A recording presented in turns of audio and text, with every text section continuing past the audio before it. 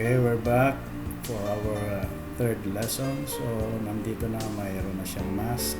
So, ang kiniklik pala yun, yung add and then mask. Yun ang ginagamit. So, ngayon, gagawa tayo ng lalagyan na natin ng damo yung ano. So, mag-zoom out na tayo. Lalagyan natin ng damo yung ground. Zoom out.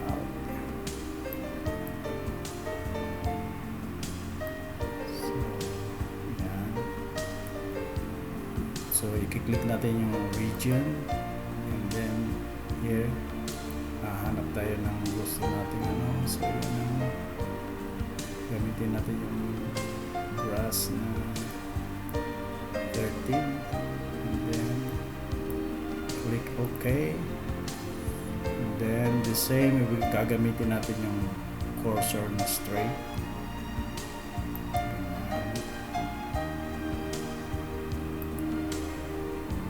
Pagdagat sa kanto. Puro corner. And then, dyan.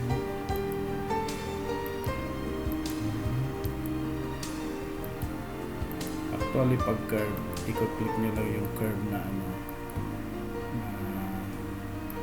cursor para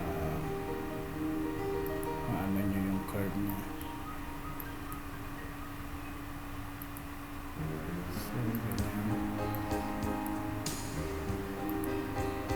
Okay. Ayan. Meron na tayong grass. So, nawala na si Anton. Okay. Bye.